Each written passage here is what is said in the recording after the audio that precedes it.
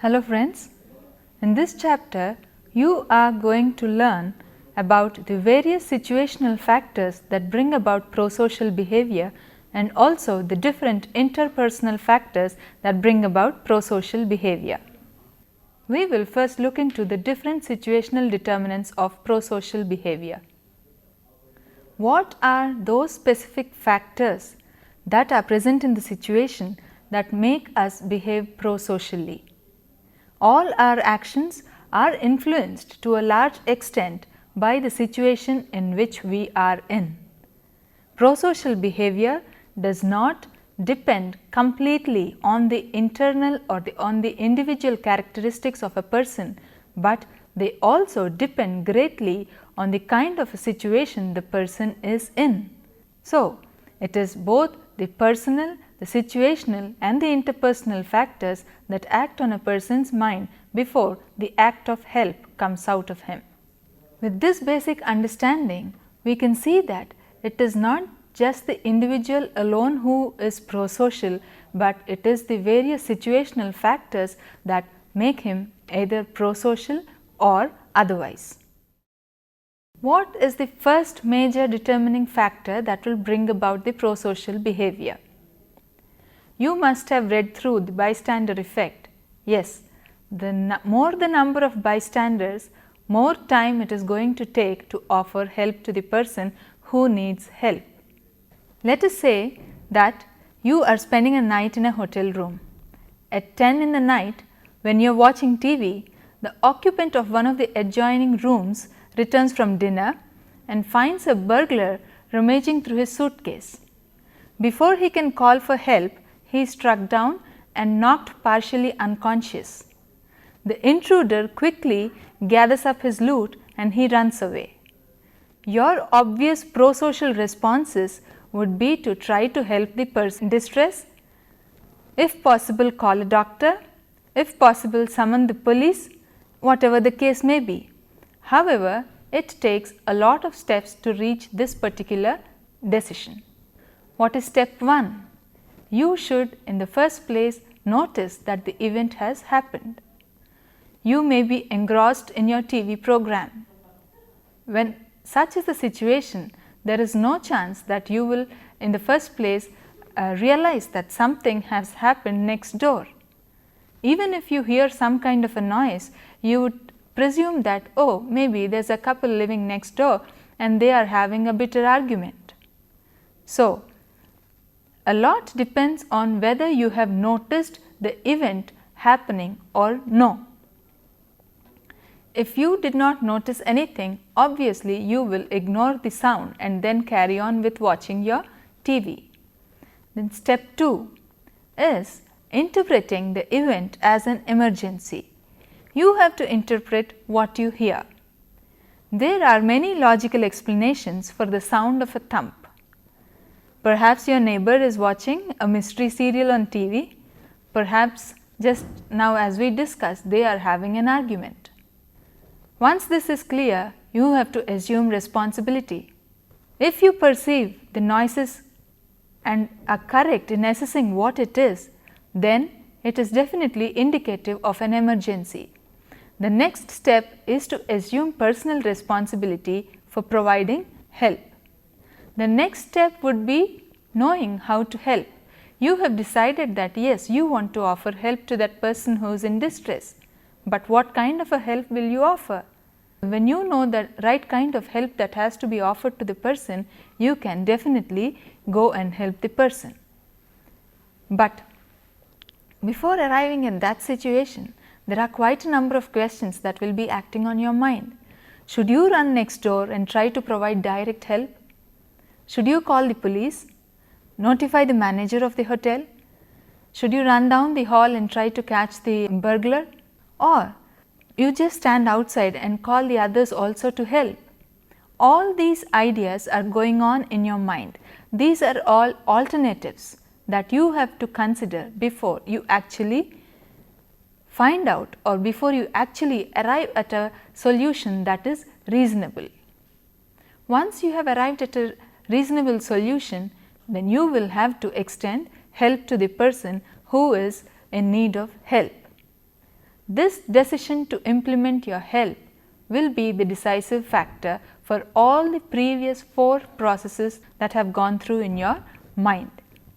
You must actually engage in the behavior you decide on. If you want to call the police, first thing you have to do is pick up your phone, call the police. If police is not your priority, helping the person in pain is your priority, then go take him, get some help for giving him first aid and give him a glass of water so that he regains his consciousness completely. So, during these 5 steps, we understand that there are a lot of cognitive processes that are going on in the mind of the potential helper. Once there is confusion resolved at each and every stage, the first step there is confusion, okay fine, it is resolved. If the answer is yes, he will proceed to the second step. When he finds a yes answer for all the 4 steps, then the final step is the 5th one of implementing his help into action. So, all these are a series of cognitive processes. So, there is some time that is taken before you actually offer help. The same fact was established through the research work that was done by Latane and Darley.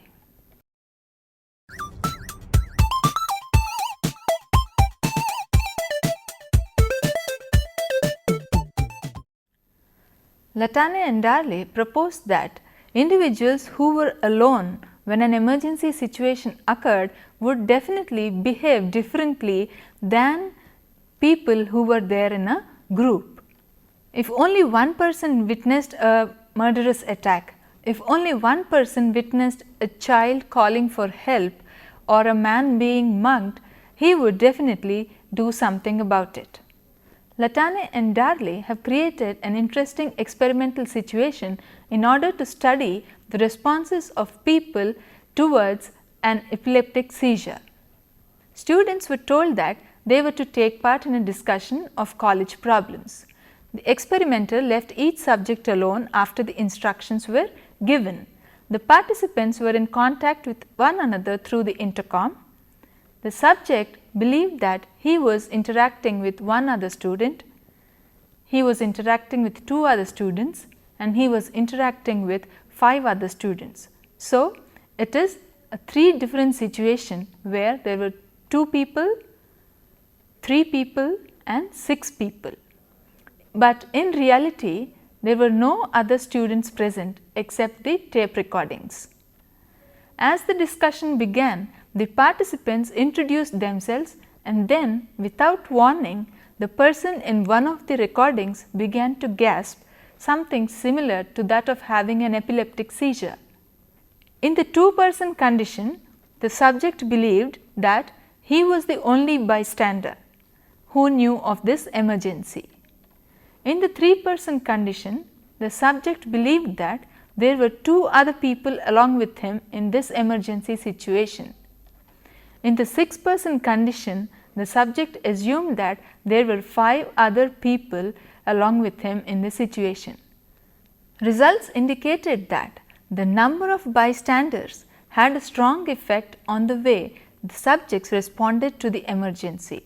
More the number of bystanders, more time they took to offer help, and less likely that the subject was going to do anything. More bystanders, more time taken. Subjects who were alone responded in just a minute's time, but the others responded in a matter of 3 minutes' time. So, from this we can conclude that prosocial behavior gets inhibited or interfered or interrupted in the presence of others.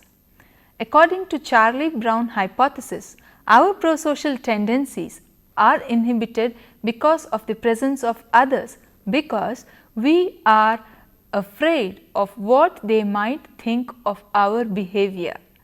We are scared, what if I do something wrong? What if my solution is not the perfect one? Each individual wants to project only the best side to the society. He does not want to make a fool of himself when others are present. So, that was about the first topic, the number of bystanders and the effect it has on extending prosocial help. Moving on to another one, which is environment. The environment from which you come from, the rural or the urban. So, what would be the kind of help that will be extended by people who hail from a village and the kind of help that will be extended from an urban bred individual? Let us take a look. People who have hailed from rural areas were found to be more helpful than people who hail from urban areas. Why? Why is there such a huge discrepancy in the behavior of people? People who hail from rural areas are brought up in a way to be more friendly and neighborly, and so they are more likely to help strangers. Milgram proposed the urban overload hypothesis.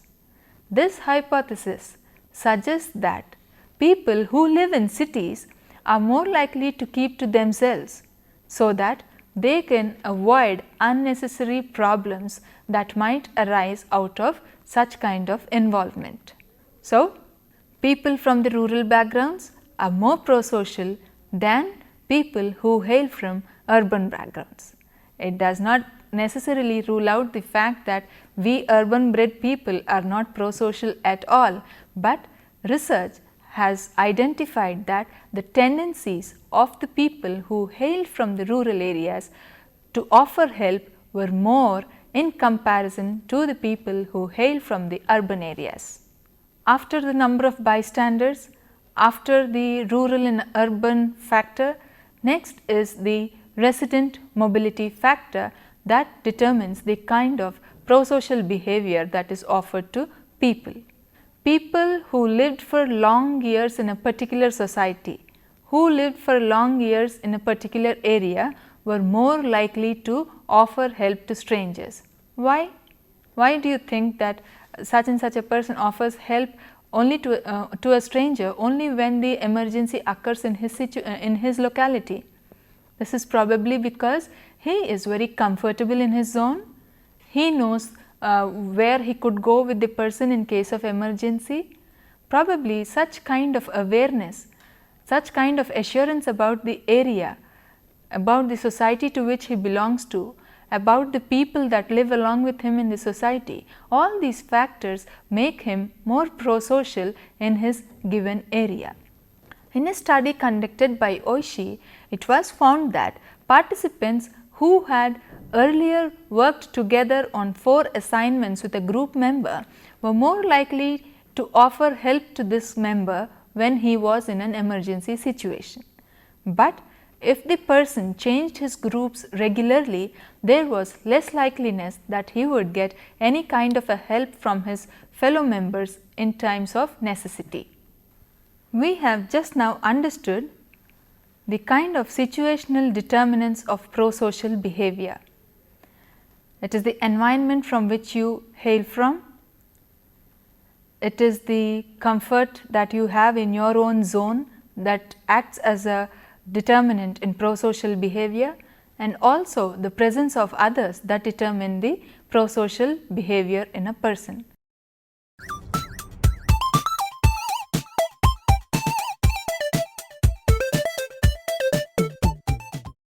We are going to focus on interpersonal determinants of prosocial behavior. We have been traditionally taught that males and females are different. They act differently in different kinds of situations. For example, there is a fight going on. What do you expect the man to do? He would definitely go to the situation, try to resolve the fight, and probably get involved in the fight also. But what would be the involvement of the woman there? She will just stand there and see, or she will think, oh, I should not get into this kind of a ruckus, and she will walk out from the place. So, this has been taught to us that men behave like this and women behave like this, and that is why they have to be treated in different ways.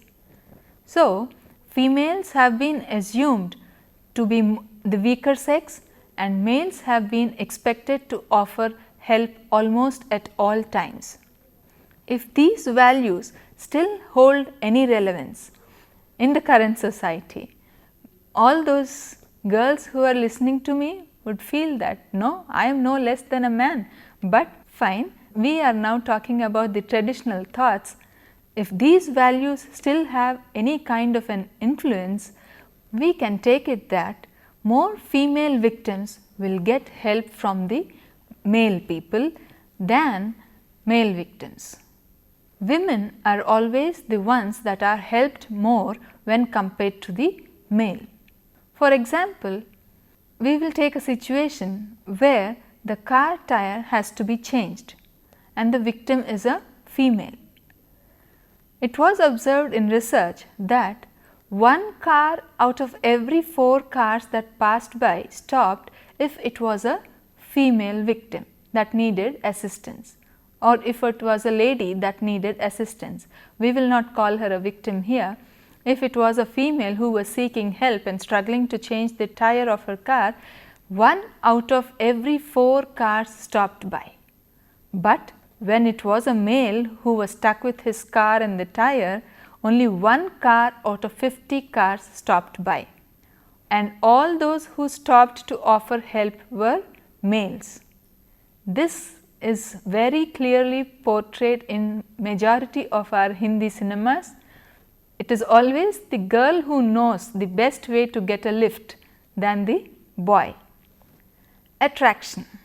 Another aspect of interpersonal determinant of prosocial behavior is attraction. Who do you think will get maximum help? Supposing you go ask for help and you are beautiful, there is every likeliness that 10 out of 10 times you are going to get help from whomever you seek help. But what is the plight of an unattractive person? Until unless the person who is offering help is highly altruistic, there is no assurance that the unattractive person is likely to get any kind of a help. Beautiful victims are found to receive more help than unattractive victims. Male altruism towards females was explained in such a way that these men acted prosocially because they had a romantic inclination towards the lady they were interacting with. The helping behavior is more quickly rendered when the person that has to be helped is attractive. This also happens in our daily lives. People come home asking for donations. When there is an attractive person who has come to seek a donation, you definitely take some time out to listen to them. And if it is an unattractive person, you say, oh, not now, I'm extremely busy, you please come some other time. So, it is proved that attraction also plays an important role in deciding whether you extend prosocial help to the person who is in need of help or no. Similarity is another factor. If you find that a person is in a similar situation as yours, there is every chance that help is extended to that person. You know very well what the difficulties would be. Your heart goes out to that person. You do not want that person to suffer. So, what do? You go out all your way, and even if it is a stranger, you help that person. When you see that there are people like you in a difficult situation, there is every chance that you will empathize with them, go out of your way and then offer them the much needed help. The last factor is the degree of closeness. People are more likely to help those victims with whom they are familiar rather than offer help to others or rather strangers. Females are found to offer more help to those people who fall under the close relationship category, and men are more likely to offer help to strangers. So, there are quite a number of factors that act on the mind of the potential helper. The characteristics that he possesses as an individual, the situation that is there right in front of him, and the interpersonal factors, whether he knows the person or no, whether he finds the person attractive or no, whether he has the competence or no. All these are various factors that act on his cognition, his thought process, 1, 2, 3, 4, 5, and then finally make him arrive at a decision. Yes, I am going to offer help to the victim in this situation, or no, I do not want to offer any help to the victim. Prosocial behavior is a positive trait, and each one of us has to inculcate and learn to help the others who are in need, whether they are strangers or whether they are our known circle.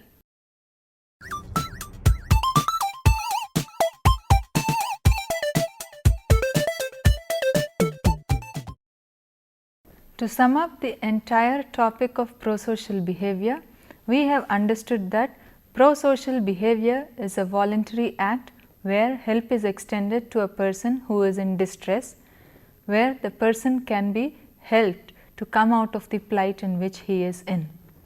We have understood the kind of personal determinants that decide whether you behave in a prosocial manner or no. The focus also has been on various situational determinants and then on interpersonal determinants also.